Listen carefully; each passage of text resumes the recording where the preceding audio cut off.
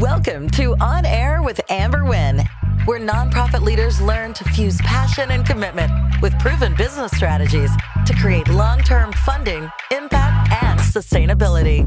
And now here's your host and resident philanthropreneur, Amber Wynn. Good morning, fam. It's Amber Wynn, philanthropreneur, your girl on the scene. And today we're talking about justification. Justification, you say. Justification, I say. Making the case for funding. Listen, I can't tell you how many times potential clients come to me and say, Amber, I just got my 501c3. How can I get a grant?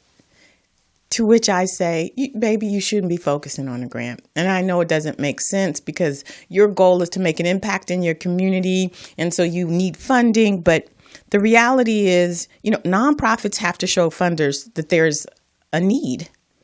It's not enough to have a 501c3 tax exempt status. Listen, those come a dime a dozen. Every year, about 1,000, new nonprofits are incorporated. So the reality is that there is competition for a small pot of money. So in today's episode, we're going to talk about justification and making the case for funding. When we return, we're going to dive in deep and just get to some of that good juiciness. If your grants aren't getting funded, it could be because the funder can't see how your programs are making an impact in your community. Get the How to Demonstrate Impact workbook to quantify the work you're doing in your community in a way that a funder can see a potential return on their investment. Funders need proof that your organization will use their grant dollars to improve your community. That proof is called impact, and impact is quantified through measurable outcomes. Leverage my 30 years of program development experience to help increase your chance of securing funding. Order your copy today. Welcome back to On Air with Amber Wynn. Today we are talking about justification and making the case for funding. There's always more applications than there is money, and it's important for nonprofit leaders, whether you are a startup, you've been around a while, you're established, to understand that a funder's purpose is not to fund your organization. It's not. A nonprofit is a business. It's just a business with a philanthropic purpose. And so the funder's purpose is to have their funding goals, accomplished, their mission accomplished. And so what they do is they partner with qualified nonprofits to help them accomplish their goals. And I think it's important for nonprofit leaders to understand that, because when you go in from the funder's perspective, then you better align your proposals with the funder's funding goals. So when we talk about justification, it's not enough to say we need money for rent and we need money for programs. Is there a need in your community? And people will say, of course, there's a need. We've got high rate of crime. We've got high rate of drug use. We've got sex trafficking. We've got all the perils that, our communities are dealing with. But when you are competing against other nonprofits, it's important for you to be able to justify that request. And trust and believe, successful nonprofits know that, and they are doing that. So what do you mean by justification, Amber? Let me tell you. To justify a need is to be able to provide proof. So if you go to your government agency website, county, state level, even on the federal level, and you type in, statistics for sex trafficking, and you put in your zip code or you put in, your county, that data is going to come up and it's going to say, Inglewood's rate of abduction for sex trafficking and Hawthorne's rate for abduction and sex trafficking. And you look at that and you look at the community that you serve. Is your community experiencing whatever cause you're supporting at a higher rate? If so, that's justification. You cite that source and you put that in all of your documentation. If there are agencies that specifically provide research on what it is that you're doing, cite that source. If there's a subject matter expert, a person whose research focuses on that, that's what their PhD is in, cite that person. And the information should prove that what you're saying is true. We have a higher incidence of this, or we have a lower success rate of this, and therefore we have a need for, services. And that's your justification. It's not enough just to say, we have a lot of kids out here who don't have homes, and, that's not enough. Funders are looking for documented justification. So when we're talking about making the case for funding, that's what we're talking about. It's you doing the research to find the subject matter experts, to find the resources, the databases, the articles, all of those things that prove to a funder that the work that you're doing and how you're doing it, it's not enough that it's just the work that you're doing. Remember, 9 times out of 10, there's going to be 1, 2, maybe 5 other agencies doing the same work. If you're coming into this space and you're doing the same thing as another organization, then you've got to demonstrate to a funder why what you're doing and how you're doing is different than your competitors. So you're going to need justification for that. For example, let's just say right now we're dealing with this new generation. I don't even know what the letter is. It used to be Zennial. I don't know what comes after Z. Anyway, let's just say we're talking about this new generation and you're talking about doing outreach to them. Back in the day when we were doing outreach to youth, we would go to the parks, or we would go to the high schools, or, we would go to the churches. If you were competing against me today, you would say, hey, we're doing outreach to these youth. We're using Instagram, we're using whatever social media that these youth are using. You would then be more competitive than I am, because there's a higher likelihood that you're going to reach the youth because you are reaching them where they are, versus my old school method. Kids aren't in the parks anymore, right? You can say you're going to go online and do some ads where the kids who are on the internet playing with each other will be able to see you. I'm not doing that. So you've got to be able to justify not only the need, but how you're going to provide your services and how it's unique. That's so important. I just really wanted to share that with you guys, because it's not enough to have a 501c3 tax exempt status. Anyone in the space has that. It's not enough to say that you're going to make a difference. Everyone's going to say that. When you are competing against other nonprofits, you have to be able to justify the need. So we're going to come back and focus on a question from my community. I think it's important for you guys to be able to ask your questions. But before we go into that, we're going to spend a little time with this product that I have out for you. It's called 90 Days to a Profitable Nonprofit. And it is your roadmap for all things nonprofit. If you're unsure about how to run your nonprofit as a business, here's your solution right here. Are you struggling to fund your programs? Can't get a grant to save your life? Most consultants will share the what of how to start a nonprofit or how to fundraise. They may even share the why, but they don't share the how, because that's where they make their money. Now, I'm not hating, I'm a businesswoman too, but I've been where you are, trying to make the world a better place, struggling to keep the doors open, up to the wee hours of the night, writing grants and doing whatever needed to be done. And because I've walked in your shoes, I'm not here to make you spin your wheels, waste your time or your hard-earned money. We ain't got time for that. The world needs you. I'm here to show you how to transform that pit you keep dumping your hard-earned money into a profitable nonprofit.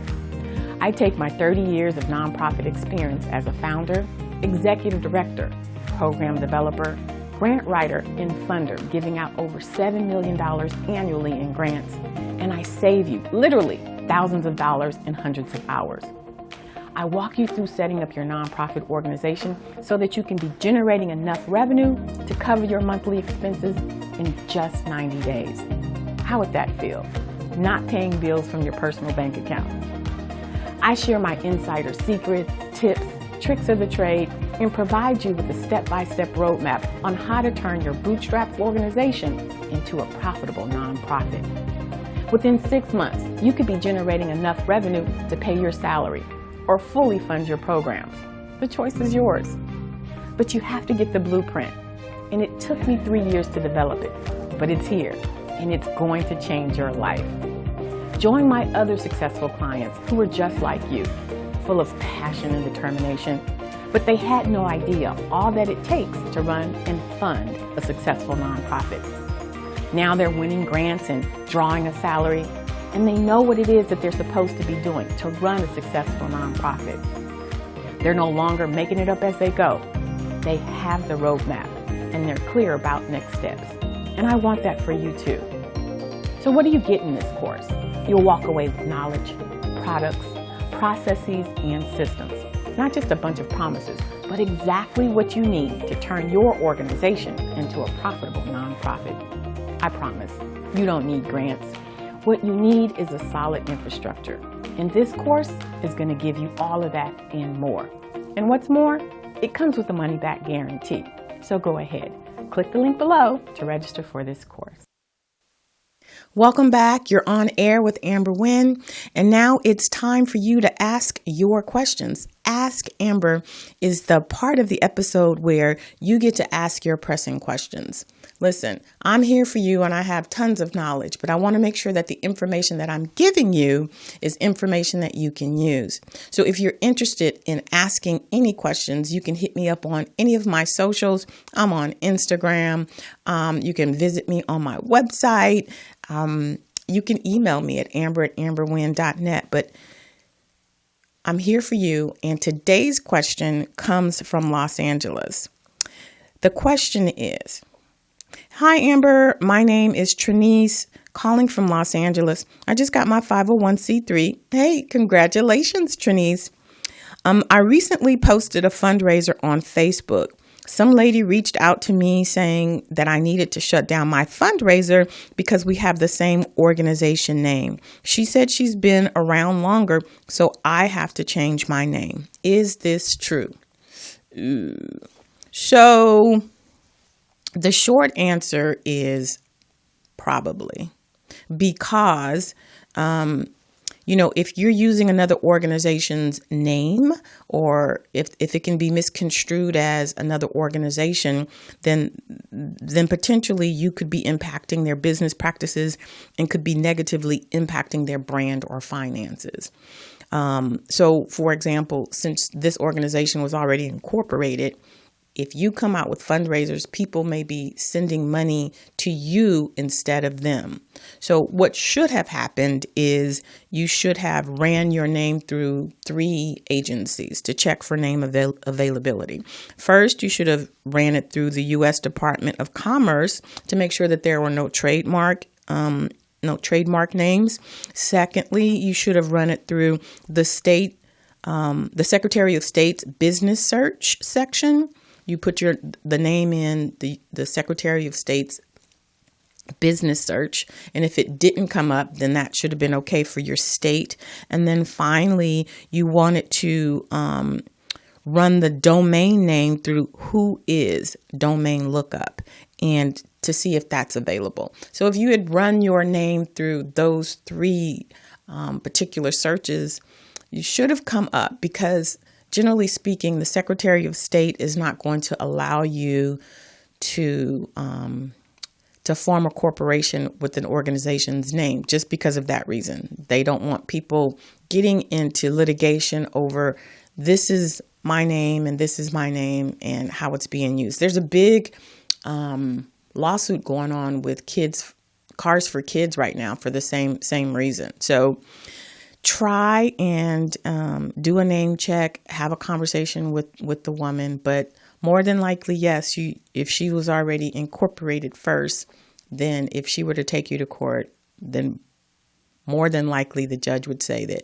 you are infringing upon her rights as an organization and potentially damaging her brand and ability to generate finances. I'm sorry, but definitely take a look into that. All right, so that was Ask Amber. Now we get to move into my favorite time of the episode, where I get to shine the light on some amazing nonprofit. In this month's episode, we're breaking down a conversation I've had with an amazing nonprofit leader in 4 parts. The nonprofit is Project Joy, and we're going to spend some time with Kim Watson. So let's go listen to Kim Watson of Project Joy.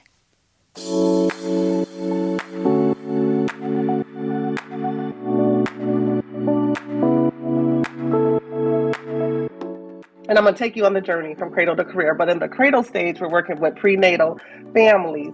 And we just launched a pilot with a collaborative that we co-founded called the Black Maternal Alternative Care Alliance. So that's the cradle side. So under youth development, we have mentors. They're young adult, college student, African American primarily, mentors who go to elementary schools, and they provide that positive presence on campus. And in addition to that, academic enrichment. In addition to that, structured play and sport. So it's hitting a couple of different key components that our young children need. And that's our effort to break the pipeline to prison, that school pipeline. So we're breaking that by putting positive young men, in high engagement with positive young men on the school grounds. To take the youth development a step further, once our children in our community are like in high school to early adulthood, it's really ages 16 to 24 that I'm talking about now, we have an artificial intelligence program. So we've been running that program for 3 years. We call it Youth AI. So under the Youth AI, it's career exploration. It's a very immersive type program, very experiential, like they're learning by playing, by putting their hands on different AI tools and software. They're learning what AI is and what it is not, dispelling the myths around it. But also our purpose with the Youth AI is to equip our Black and Brown children with the knowledge they need about the career fields they're interested in.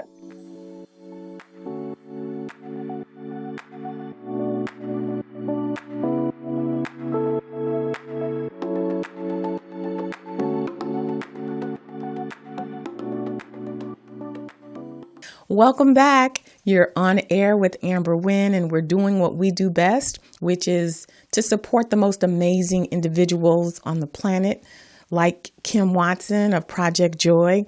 I'm so excited to be in your space. Today we talked about justification, and I just really want you to understand that once you get your 501c3, it's not automatic. Grants aren't sitting there waiting for you.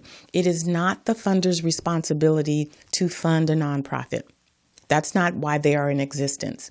Funders look for organizations who are qualified, who, if they invested money into your organization, they are more than likely to get a return on their investment. How do they determine whether or not a nonprofit will give them a return on the investment? It's based on the justification. Your ability to make a case for need, and your ability to demonstrate that you can meet that need. So when you're joining the ranks of successful nonprofits, you understand that in order to be viewed as a qualified organization, you've got to have proof, which is documentation, either from a subject matter expert or an agency that collects data. All right, so thank you so much for joining me this week. If you enjoyed today's episode, be sure to share it with somebody in your community. Be sure to subscribe, like, all of that good stuff. And until next week, I want you to take care of yourself like you take care of your community. See you next week. Thanks for listening. If you enjoyed this episode, subscribe and leave a review on iTunes. Head over to www.amberwynn.net/podcast for the links and resources mentioned in today's podcast. See you next time.